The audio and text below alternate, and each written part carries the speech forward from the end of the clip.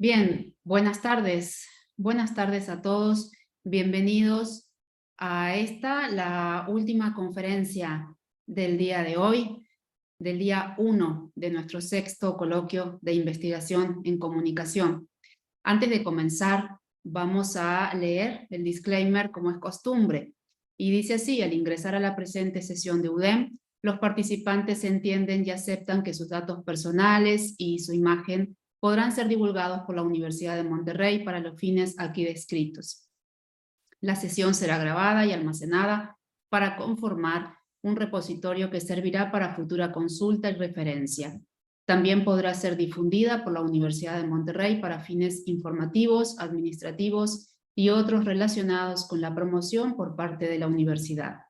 Toda la información compartida tiene un carácter confidencial, por lo tanto, no podrá ser transmitida, grabada ni divulgada en ninguna forma a ningún tercero. Las opiniones expresadas en esta sesión son responsabilidad de cada participante. Muchísimas gracias, Juan Manuel, por compartir esta pantalla. Y vamos a dar inicio entonces con la presentación de nuestro conferencista magistral, el doctor Miguel Sánchez Maldonado. Él es licenciado y maestro en comunicación por la Universidad Autónoma de Coahuila y doctor en estudios humanísticos con especialidad en comunicación y estudios culturales por el Tecnológico de Monterrey. Es miembro del Sistema Nacional de Investigadores de CONACYT en el nivel 1.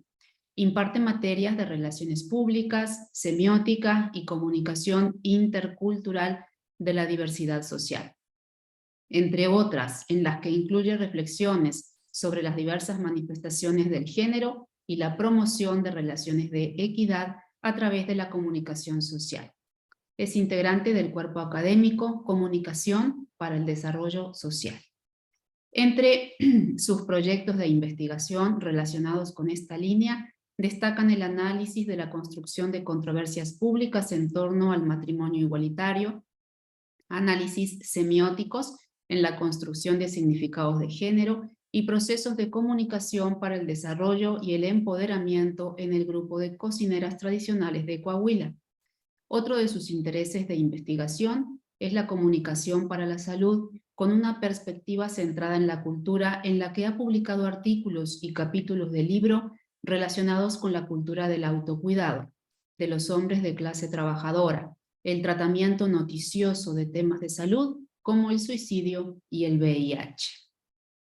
Es miembro de la Asociación Mexicana de Investigadores de la Comunicación, en la que coordina el grupo de investigación en sociedad civil, participación y comunicación alternativa. Como profesionista independiente, tiene experiencia de 20 años en la empresa ID Intelligent Design, como en la elaboración de estrategias de comunicación pública y capacitación en herramientas de producción audiovisual.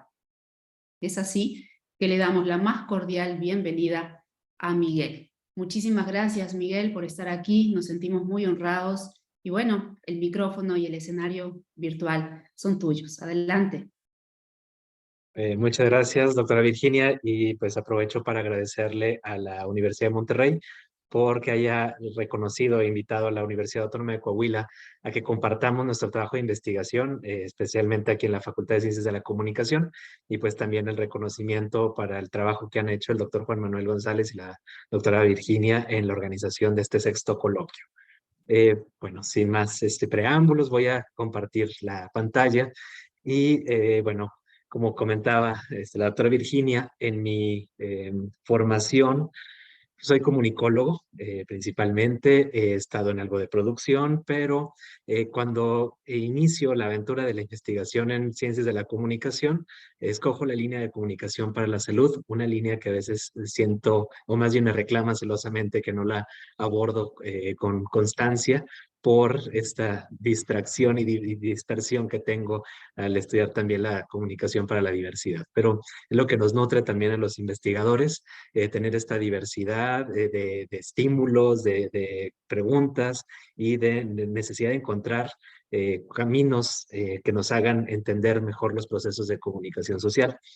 En esta ocasión, pues bueno, pensando en el título del sexto coloquio, la comunicación en tiempos de incertidumbre, y pensando en el periodo en el que nos encontramos de pospandemia, quise hacer este ejercicio de encontrar cuál sería el camino para establecer una agenda científica y política que pudiera llevar a un futuro en la investigación en comunicación para la salud, ya que fue algo muy notorio que en 2020 hay un boom en la investigación en conexión para la salud, obviamente por la crisis de la COVID-19, y se nota mucho en las ponencias que participaron en los encuentros de la Asociación Mexicana de Investigadores de la Comunicación, que no había tenido un grupo de investigación en comunicación y salud, que recientemente lo abre, 2018-2019, y tiene el boom de 2020-2023, seguramente que tendrá bastantes ponencias, porque es un tema que convocó a todos los investigadores de todas las áreas de la ciencia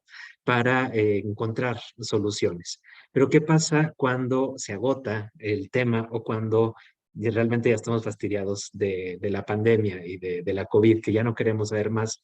¿Qué pasará con la comunicación para la salud? ¿Volverá a caer en un receso? ¿Desaparecerá de la agenda científica de las ciencias de la comunicación? ¿O habrá una manera en que se pueda mantener? Porque cabe mencionar que este campo de investigación existe desde los 60, más o menos, en Estados Unidos con la ICA, la International Communication Association, pero en México llega tardíamente o se abordaba desde muchos otros ámbitos de las ciencias de la comunicación.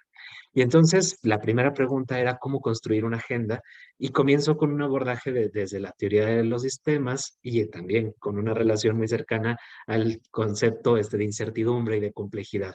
Pues entendemos a la comunicación social como un sistema complejo que va a estar integrado por varios subsistemas, no solamente el de los medios de comunicación, sino el de gobierno, los grupos de presión, las prácticas de comunicación individuales, las organizaciones lucrativas, las organizaciones sociales, etcétera. Y todos estos subsistemas operan con sus propios conjuntos de reglas, patrones de interacción, normas de comunicación, pero al ser también tan complejos, un pequeño cambio puede alterarlo, tener un impacto en la operación de estos subsistemas.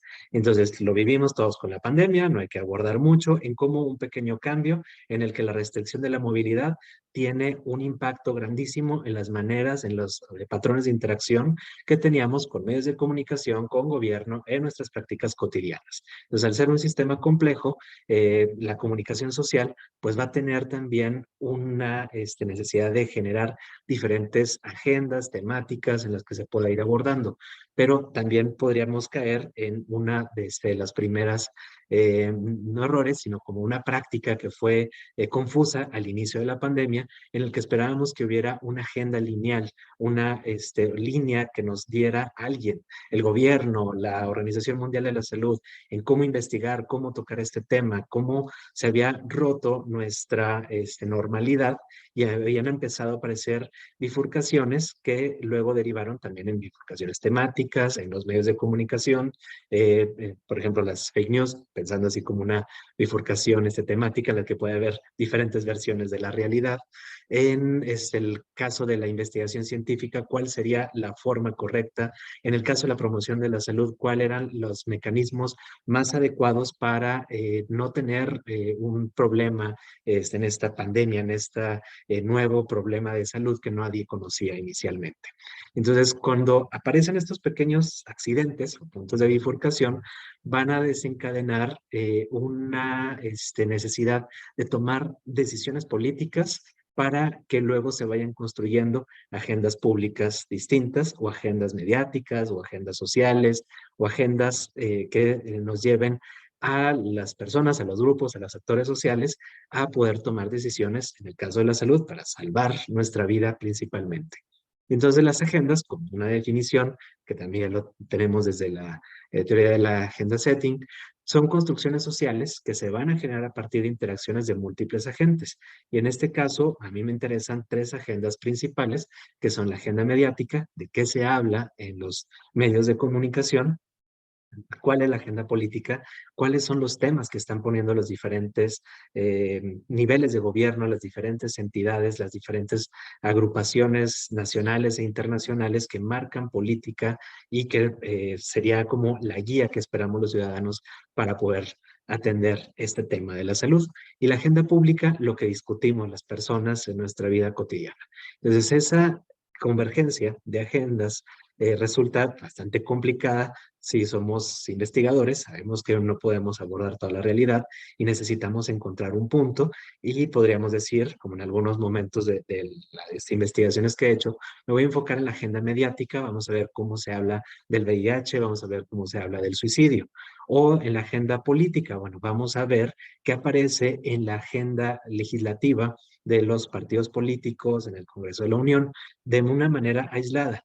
Pero gracias a la tecnología, gracias a nuevas técnicas de investigación, pues tenemos la posibilidad de conocer más y encontrar los puntos de convergencia de estas agendas, que esa es una tarea pendiente y esa es una nueva línea que empiezo a emprender. Pero aquí les quiero compartir cuál es la perspectiva, cuál es la orientación de cómo he ido construyendo poco a poco ese material, que al final les presentaré algunos de los temas que emergen en esta conjunción de tres agendas. Entonces, en el caso de la agenda política, tenemos la de los partidos políticos, tenemos la agenda del Poder Ejecutivo, tenemos las agendas de los grupos de presión, de los encargados de formular políticas públicas. Todas esas serían las microagendas o los pequeños subsistemas dentro de este sistema político que van a integrar una agenda que no es única, que tiene contradicciones, y la vemos todos los días cuando el presidente, el Poder Ejecutivo, presenta su agenda, y tiene contradicciones incluso internas él mismo. Un día menciona una cosa, otro día menciona otra cosa. En el caso de los partidos políticos también, como dentro de la misma estructura del partido puede haber diferentes corrientes, diferentes doctrinas partidistas que pueden llevar a una agenda distinta. Entonces, en este proceso de establecimiento de agendas no va a ser lineal, no es predecible, y está afectado por esas dinámicas que son complejas en la opinión pública y las decisiones políticas. Pero bueno, ¿por qué ocurren esos puntos de quiebre? ¿Por qué ocurre esa diversidad de agendas? ¿Por qué ocurre esa diversidad de encuadres? Y entonces, haciendo un modelo previo de análisis, encuentro que la diversidad de agendas puede existir porque hay una diversidad relacional dentro de los subsistemas que están produciendo estas agendas. Pero esa diversidad relacional ocurre por una diversidad de encuadres también. Y esos encuadres ocurren por el uso del lenguaje, por la semántica, por la semiótica, el uso de los signos que hacemos. Y entonces, ¿cómo podemos investigar las agendas desde la parte más básica? Pues a través del uso del lenguaje, sería encontrando palabras clave, términos, tecnicismos. En el caso del COVID, les voy a hacer este recorrido ya luego de izquierda a derecha. En el caso de las diversidades en cuadros, pues hay diversas figuras retóricas, y esto todo lo tiene la teoría de framing, de los frames mediáticos. Existen narrativas y relatos distintos y géneros y estilos argumentativos de cada una de las personas que están elaborando estas temáticas que luego se van a incluir en la agenda. Y la diversidad relacional, retomo estos dos conceptos también de los estudios literarios, el heteroglosia y el de intertextualidad. El heteroglosia, la diversidad de personas, de actores, de entes que están generando voces, contenidos y que no se ponen de acuerdo, por así decirlo, y por lo tanto no va a haber una sola línea. Y en la intertextualidad, cómo se van conectando diferentes textos que vienen de documentos, que vienen de discusiones, que vienen de narrativas, de películas. Esa diversidad relacional luego hace todos estos puntos de quiebre en el establecimiento de una agenda única. Y finalmente, pues aparecen las agendas y que tienen estas características de ser complejas, de ser contradictorias, de ser falibles, pero también de ser iterativas, que se van regenerando una vez que existe un quiebre, se va volviendo a discutir la agenda y va regenerándose o va extendiéndose como una versión 2.0, 3.0, 4.0. Entonces, en el caso de la COVID, por ejemplo, aparece en la pandemia primero este concepto de coronavirus para la mayoría de las personas, un término técnico que luego se retoma para hablar de la enfermedad como el coronavirus disease, COVID-19, y nosotros lo empezamos a asimilar por la repetición de este término técnico. pero originalmente había una diversidad de encuadres en las que se llamaba la enfermedad del coronavirus, la enfermedad de COVID, y todavía le decimos el COVID o la COVID, ¿cómo le decimos? ¿Y es 19 o cómo va a ser en la siguiente versión? Y luego van apareciendo las variantes de los virus, las familias de los virus, y vamos aprendiendo nuevos términos técnicos, y eso le ha dado todavía esta diversidad de encuadres.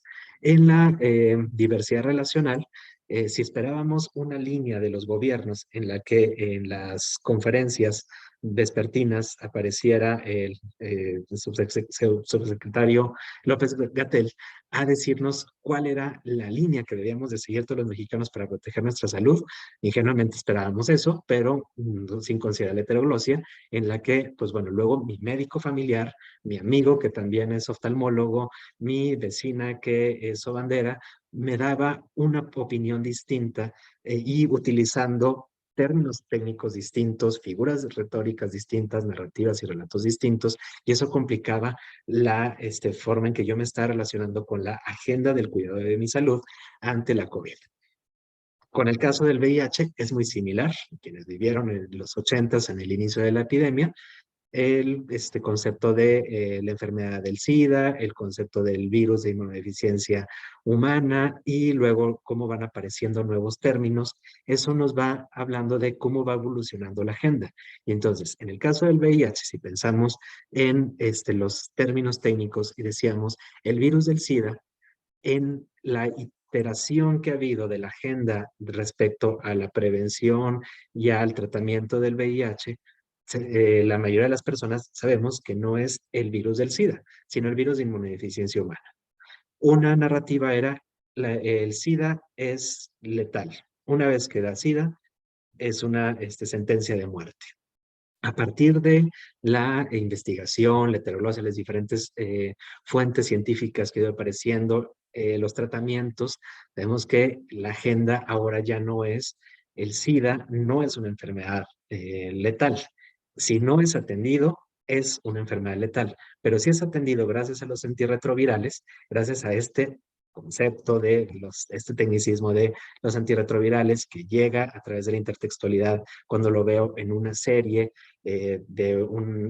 como un couple en la que hay prácticas de riesgo que ya no son de riesgo por el PrEP. Entonces empiezo a armar a partir de todos estos textos una agenda distinta en la que, bueno, el SIDA ya no es una enfermedad letal siempre y cuando se trate. Y mi relación con las instituciones, con las personas, va a ser distinta. Pero claro, va a ser falible, porque, retomando nuevamente el caso de los antirretrovirales, si hablamos simplemente de antirretrovirales y de PrEP y no explicamos qué es el PrEP, si no me regresa nuevamente a la diversidad de encuadres y empiezo a explicar los términos y tecnicismos a la mayoría de las personas o lo encuadro en una narrativa de gracias al PrEP ya podemos tener sexo con quien queramos sin protección, entonces se convierte en una agenda falible en la que puede incrementarse los casos de infección por VIH. Entonces, la agenda no va a ser única, no va a ser pura y va a tener contradicciones, incluso contradicciones internas. En el caso de la COVID, también ya tenemos conocimiento de que utilizando cubrebocas evitamos las infecciones por vía respiratoria, pero ¿qué pasa cuando ahora decimos ya no es necesario utilizar el cubrebocas? Entonces, si me enfermo de gripa, una gripa normal, puedo tener una infección respiratoria. Entonces, el término, el tecnicismo de la mascarilla, del cubrebocas, eh, no entra en esta agenda de la prevención de las enfermedades respiratorias porque parece que solamente se quedó encapsulada en la agenda de la prevención de la COVID. Entonces vamos a tener este recorrido que va a ser de izquierda a derecha, una iteración constante en el que van a ir apareciendo nuevos términos, nuevos temas, nuevos signos, nuevas figuras retóricas y van alimentando progresivamente la agenda en una constante iteración. Pero bueno, estos quiebres en la agenda van a existir por diferentes motivos. Primero, que eso es algo que me interesa buscar mucho en las bases de datos de la Gaceta Legislativa del Senado, de la Agenda Legislativa de la Cámara de Diputados, de las conferencias mañaneras, de lo que están publicando los medios de comunicación, donde están los puntos de quiebre, primero por contradicción semántica. La contradicción semántica sería cuando aparecen nuevas pruebas o enfoques, cuando hay cambios en el entorno político y social o cuando hay un cambio en la percepción del problema. Entonces, en el caso de la COVID, hubo un punto de quiebre por contradicción cuando sabíamos que la COVID ya no era letal gracias a la vacuna. Entonces, hay una percepción distinta en de que, bueno, si me vacuno, se reduce el riesgo de una infección severa y entonces ya no me voy a morir de COVID. En el caso del VIH, gracias a los antirretrovirales, al PrEP y al tratamiento de postexposición, también hay una percepción distinta del problema. Hay un punto de quiebre en el que la agenda ya no va a ser, debemos de evitar las prácticas de riesgo, sino debemos de incrementar el acceso a tratamientos antirretrovirales o vacunación. Correcto. Entonces van apareciendo estas contradicciones que en diferentes momentos o de diferentes partes del sistema. Pueden venir del sistema de salud, pueden venir de las prácticas sociales cotidianas, pueden venir de la sociedad civil, etcétera.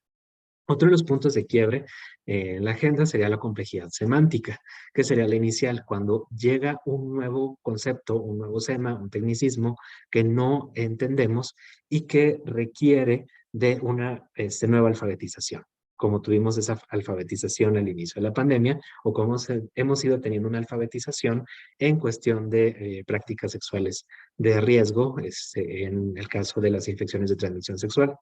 Entonces tenemos que esta complejidad semántica va a apelar mucho más a las estructuras, hacia los líderes de opinión, hacia las universidades, para incrementar la capacidad de las personas, de los actores sociales, en entender, en manejar, en comprender los términos complejos para que sean mucho más accesibles.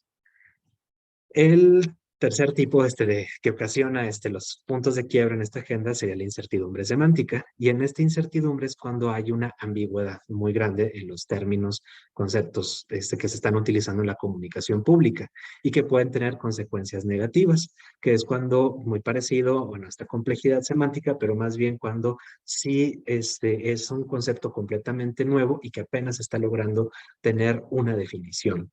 Que se está dibujando apenas esa definición. Entonces, retomando la iteratividad, en el contexto de las agendas públicas, cuando el tema se va agotando, entonces los actores que están generando las agendas, es necesario que revisen y modifiquen sus posiciones. Es decir, si aparece un nuevo tecnicismo, empezar a utilizar el tecnicismo. Si hay ambigüedad en el tecnicismo, reducir la ambigüedad del tecnicismo. Si hay o la aparición de nuevos actores sociales o de nuevos actores políticos, ver cómo se van a hacer las alianzas con los nuevos actores políticos para que se mantenga la agenda propia de ese sistema, de ese grupo, en la interacción con las agendas mediáticas, políticas y públicas. Es una adaptación a nuevas circunstancias y es necesario para mantenerse relevante, para ser efectivo. Entonces, en el caso de las relaciones públicas, creo que eso nos sirve mucho entender que las agendas van a tener estos puntos de quiebre y quien ejerza de las relaciones públicas o quien haga una campaña de salud va a tener que estar muy consciente de cómo es necesario hacer un ajuste inmediato después de la aparición de un punto de quiebre.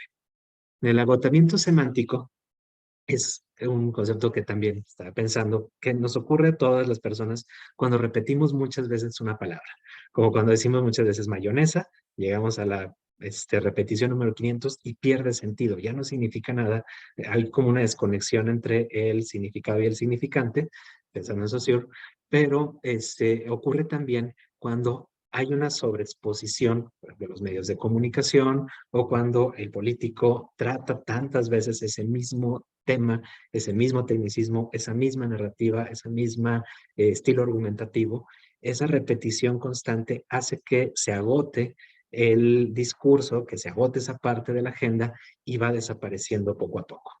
Y es en el momento en el que nos encontramos con la COVID. Ver una noticia de COVID ya no nos llama la atención, hay un agotamiento semántico.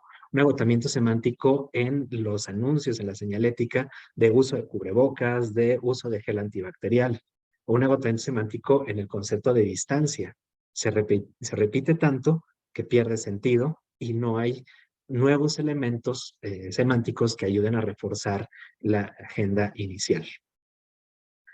Y bien, además del agotamiento semántico, pues bueno, están estos que ocurre también como un debilitamiento de los temas y también además de los puntos de quiebre, pues existen los puntos de convergencia, que es cuando se logra esa iteratividad y se busca reforzar una agenda con otra agenda. Y sería a partir de estas tres posiciones: la identificación de soluciones efectivas, la aparición de líderes influyentes y cambios en la opinión pública. Entonces, una solución efectiva, en el caso de la COVID, la aparición de las vacunas. Una solución efectiva que hace un punto de convergencia entre la política o digamos el gobierno y el sistema de salud y la medicina. En el caso de una solución efectiva, el uso del cubrebocas, por ejemplo, ir a la iglesia, es la que tengo que utilizar el cubrebocas, hay un punto de convergencia también con la política pública del sistema de salud de utilizar el cubrebocas, la mascarilla, y se convierte en un refuerzo de seguir utilizando ese mismo mecanismo. O la aparición de nuevos líderes, las personas que representen a la causa, que tengan ese poder semántico de significar algo que sintetice la agenda. O cambios en la opinión pública, como en los otros movimientos también bueno, relacionados con la salud, como la supervivencia de cáncer o el suicidio, también en el que se ahora entiende un cambio de opinión pública como entender a la salud mental como parte del bienestar y la salud integral de las personas. Ya no tenemos estas connotaciones de salud mental como algo débil, sino una connotación de salud mental como parte de mi integralidad como persona. Entonces, la salud, o sea, el tema, o sea, sin pensarle en la salud como un sistema todavía, sino el tema, la temática, esa función, esa parte esencial de mi vida para mantenerme en esta existencia, es un punto de convergencia para una agenda de investigación. ¿De dónde van a salir estos puntos de quiebre, o puntos de convergencia, o dónde han ocurrido también estos agotamientos semánticos? Sería en el sistema que puede generar el concepto de salud y bienestar. Ese sistema incluiría los subsistemas del mercado de bienes y servicios. Y no, cuando hablamos de salud, no piensen solamente en medicina, por eso esta parte como sistema de salud en mayúsculas, donde vamos a tener el sistema formal de salud, que es principalmente biomédico en México. Pero el mercado de bienes y servicios puede incluir a la señora en el mercado que vende tés o que hace limpias. Es parte de mi salud espiritual, de mi bienestar psicológico. Es una manera en la que yo estoy procurando mi supervivencia utilizando diferentes partes de un sistema que es muy complejo. La comunicación e información, que no tiene que ser necesariamente la que me dan los medios de comunicación, sino también la fake news que me llegó por WhatsApp, también está afectando al sistema de salud y bienestar. La administración, cómo controlo yo mis recursos y no solamente cómo gasto mi dinero en el mercado de bienes y servicios, sino cómo administro mi tiempo, mi espacio, mis relaciones sociales para tener salud y bienestar. La política, la gobernanza y las alianzas, la procuración, resistencia y asimilación, porque también son parte del sistema, cómo me resisto a lo que otras partes, otros subsistemas de este sistema general me están diciendo que haga. Y los individuos y mi vida cotidiana, mis prácticas cotidianas. Algo que nos llama mucho siempre en salud, o cuando hablamos de conexión para la salud, es estudiar el sistema de salud. Y el sistema de salud entendido como esta estructura formalizada en la que hay instituciones como hospitales, institutos, escuelas de enfermería y de medicina.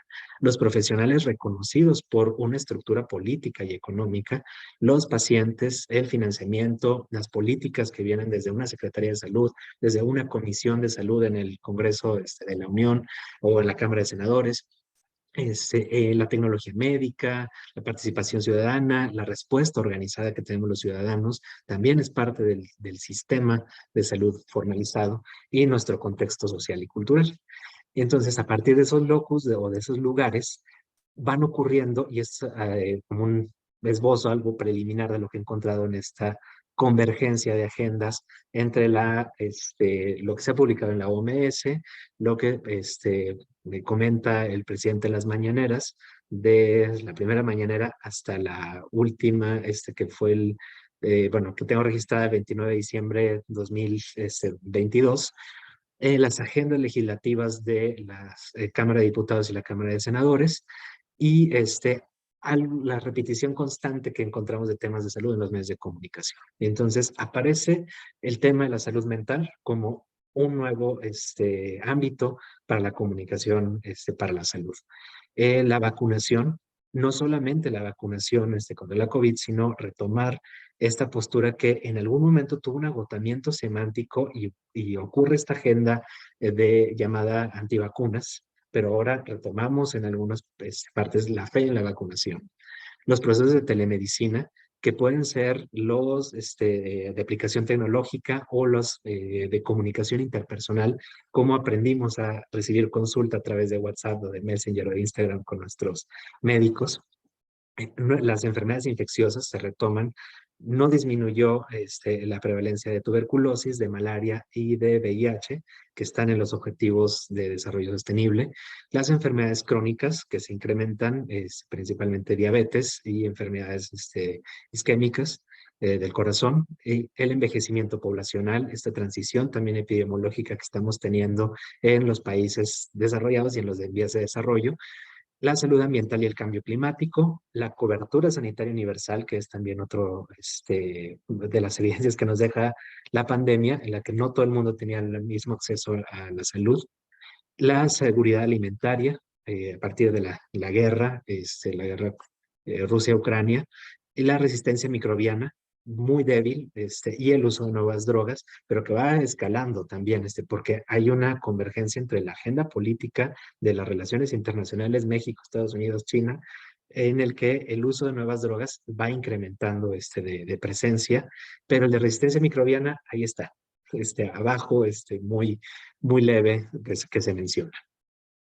Entonces, ¿cómo podemos tocar estos temas desde la comunicación para la salud? Entendiendo que la comunicación para la salud nos ayuda a responder a esta complejidad de las ciencias, porque es un campo interdisciplinario que recurre a la psicología, a la medicina, a la enfermería, a la estadística, a la epidemiología, etcétera, para abordar desde diferentes niveles, el interpersonal, el mediado, el grupal, el organizacional, el digital, cómo se manifiestan riesgos y factores protectores a la salud en las crisis, cómo se puede hacer promoción de salud, promoción de la salud y prevención de las enfermedades.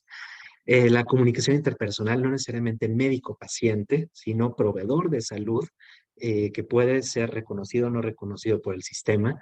Y la comunicación de las políticas de salud, entender que las agendas son falibles y que por lo tanto las políticas públicas que surgen de agendas políticas van a ser falibles también. Entonces tenemos que promover la participación, la reflexión, la información a través del proceso de comunicación social, la comunicación digital y el funcionamiento de la comunicación en las organizaciones, tanto los hospitales, las escuelas, las asociaciones de protección de grupos de personas que vienen con enfermedades. Son ámbitos de investigación y de práctica para la comunicación para la salud. O sea, no todo fue COVID. Hay mucho campo fértil para poder seguir trabajando.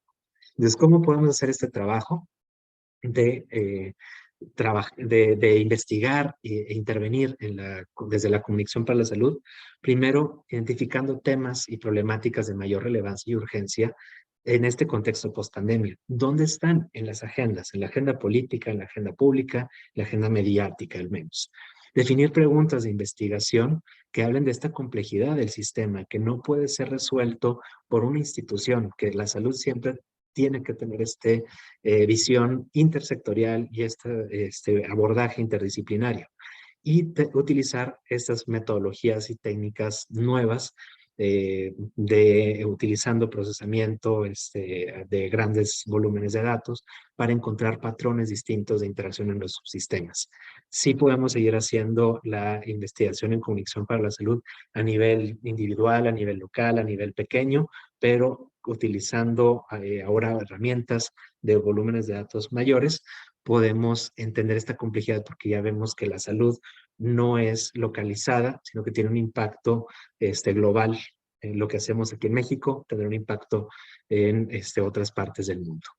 Entonces, ¿a qué nos va a llevar esto? A establecer estrategias de comunicación y difusión de resultados de investigación, a que los actores clave que estén bien informados, a reconocer cómo están estableciendo estas agendas para que tengan un conocimiento y que no sea solamente a partir de una visión sesgada del subsistema al que pertenecen y desde donde se están elaborando estas agendas. Y pues esto es lo que también nos daría un poco de esperanza a quienes tenemos siempre un interés en la producción audiovisual, en el diseño gráfico, en hacer algo tangible con la comunicación. La salud siempre va a ser un espacio que requiere de elaboración de mensajes creativos, de contar nuevas historias, de utilizar nuevos conceptos para reducir la incertidumbre y la complejidad y la ambigüedad en el conocimiento que tenemos las personas. Bien, les agradezco mucho este espacio. Muchísimas gracias, doctor Miguel Sánchez Maldonado. Realmente ha sido una conferencia con muchísima información, un tema magnífico y muy actual. Quiero decir al auditorio, tienen a disposición la opción de levantar la mano y de intervenir haciendo sus comentarios, o bien la opción de escribir en el chat, pero bueno, siempre es preferible interactuar, ¿verdad?, con la voz. Carla Muñiz, adelante, por favor. Hola, yo tenía la pregunta de qué fue lo que te inspiró a hacer esta investigación. ¿Qué fue lo que te motivó más? Okay, muy bien. Siempre es muy bueno preguntar qué es lo que nos mueve como investigadores. Llegar primero a la comunicación para la salud sale de una pregunta bien simple que tiene que ver con mi historia familiar y es ¿por qué mi papá no se cuida y por qué yo no me cuido? Y entonces ahí entran los estudios de género y entran todos los procesos de interacción, de comunicación interpersonal, de comunicación en la familia. Pero ahora entenderlo en las agendas surge porque también en un momento en la pandemia decía, bueno, ¿en qué puedo contribuir yo si mi trabajo es intangible en este momento? Si no, lo que se requiere en este momento es una vacuna, pensábamos, en la mitad de la pandemia. ¿Qué puede hacer la comunicación para abordar estas problemáticas de salud? Entonces comienzo a pensar, bueno, simplemente hay tanta información que es difícil comprenderla. Entonces, ¿cómo le hago para primero entenderla yo y luego poder compartirla con los demás? Entonces, comienzo a reflexionar en este concepto de las agendas y recordando los estudios de periodismo, estudios literarios, la teoría de framing, para ver cómo podía darle orden y sentido a este caos que yo estaba viviendo, al menos en la información que recibía.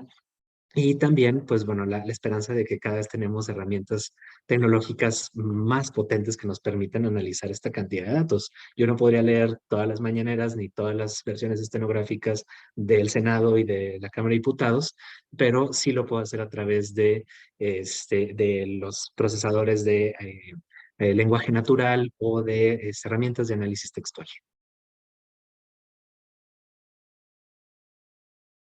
Muy bien, muchas gracias, Carla, por tu pregunta. ¿Alguien más con alguna pregunta, algún comentario? Por favor, levantar la mano para poder ver. Adelante, Rodrigo. Hola, buenas tardes. Acabo de mencionar las mañaneras hacia una agenda científica y política post-pandemia. Creo que ya sabe por dónde voy. El presidente ha anunciado que tendremos un sistema de salud mejor que el de Dinamarca, no igual. Y por otra parte, hoy en las noticias dijo que ya tenía una oferta del avión presidencial y que se destinará al IMSS y al bienestar en 2 hospitales muy pobres. Y como su propuesta de investigación en la cuestión de la pospandémica, que todavía la seguimos viviendo, me gustaría saber su opinión sobre estos discursos presidenciales al respecto del sistema de salud. Okay. Gracias. Lo que he revisado hasta el momento, sí, en este gran volumen de datos que hay, la agenda de las mañaneras es el sistema de salud, así lo menciona el presidente en general, pero refiriéndose principalmente a las instituciones de atención y a la infraestructura y a los profesionales, es una crítica siempre hacia no servía y ahora va a ser mejor. Pero ese no servía es una descalificación, obviamente, bueno, como ha ocurrido en otros momentos, pero no hay una discusión más amplia, por ejemplo, de las políticas y de las regulaciones. No se habla de la inversión en tecnología médica, no se habla de la investigación y el desarrollo, y tampoco se reconoce la participación ciudadana, que de hecho eran a veces de los puntos de quiebre internos en la agenda que se presentaba en las conferencias vespertinas, en el que se pedía mucho la participación de los ciudadanos en guardar la sana distancia, utilizar el cubrebocas. Pero el día siguiente en la mañanera veíamos al presidente abrazando y quitándose el cubrebocas. Entonces esa era una contradicción, un punto de quiebre entre dos actores políticos. Siempre va a ser bueno la inversión, y es también un tema recurrente en la agenda política, y es hablar del el agotamiento que ha tenido el tema del avión, pues del avión presidencial. También es una manera de reavivar este compromiso que tenía como de campaña, de reavivarlo, pero no con un fin solamente de logramos el compromiso, sino anclarlo a otra agenda de otra parte del sistema del interés político, sino lo ancla el sistema del partido político, el sistema de la figura presidencial con el sistema de la salud, que siempre va a ser relevante, siempre va a ser interesante. Bien, gracias. Muchas gracias, Rodrigo, por su pregunta. ¿Alguna otra pregunta, algún otro comentario? Estamos ya cerca de la finalización de nuestro tiempo, pero si hay algún otro comentario, lo podemos tomar en cuenta. ¿No? Bien, pues muchísimas gracias, doctor Miguel Sánchez. Insisto, ha sido una conferencia muy buena, con muchísima información. Aquí también está el correo del doctor Miguel, por si alguien quiere establecer contacto con él o revisar más de cerca algún tipo de información. Ciertamente me queda la reflexión de que tenemos mucho por hacer todavía las universidades, los investigadores en las universidades, y ciertamente el día de hoy ha sido una muestra de la gran diversidad en temas de investigación dentro de nuestras distintas subdisciplinas, ¿verdad? Dentro de nuestras distintas áreas. Y bueno, ¿qué les digo? Muchas gracias a todos. Hemos terminado el primer día, hemos llegado al final del primer día, pero antes de irnos me gustaría hacer una muy breve reflexión sobre este intenso día de trabajo, el día 1. Mañana nos espera otro. Pero bueno, les comento que tuvimos más de 400 personas inscritas, tuvimos más de 40 instituciones, universidades y organizaciones que han participado como ponentes de trabajos o como asistentes y escucha de estas conferencias.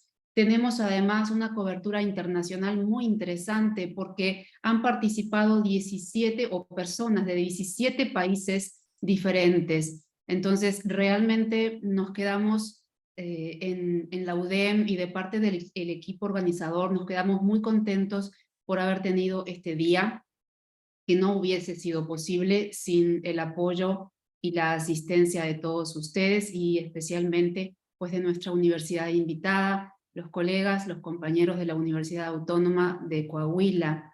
No sé, Juan Manuel, si quisieras tú decir unas palabras para despedirnos. Claro que sí, pues igual que tú, estoy muy contento con los resultados de este primer día. Más de casi 700 asistentes individuales a los diferentes eventos del día. Entonces, eso habla de que el conocimiento que se ha gestado en todas estas instituciones y a través del trabajo y esfuerzo de todos los investigadores representados, pues está llegando a oídos de estudiantes, de colegas, ¿no? Y ojalá que de aquí salgan oportunidades de hacer cosas en común. El día de mañana, bueno, todavía tenemos muchas cosas pendientes. Tendremos más mesas de diálogo, más ponencias, más conferencias y estén muy pendientes del cierre, porque el día de mañana en el cierre les vamos a platicar acerca de, ya no es un proyecto porque ya es una realidad, de la revista que surgirá a partir de este esfuerzo del coloquio y que será la revista de comunicación, la revista científica de comunicación, que se publicará en el Departamento de Cine y Comunicación de la Facultad de Educación y Humanidades a partir de este año. Entonces, eso les platicaremos el día de mañana en el cierre, así es que ojalá que nos acompañen también. Y por lo pronto, seguro estamos cansados, seguro estamos, esto del Zoom es pesado a veces. Entonces, bueno, pues aprovechemos para descansar unas horas y mañana nos vemos otra vez a las 8:30 para seguir con el sexto coloquio de investigación en comunicación. 8:45. 8:45. Muchísimas gracias a todos. Descansen. Buenas noches. Buenas noches, hasta mañana. Gracias, hasta luego. Felicidades, Miguel. Gracias. Gracias, hasta mañana.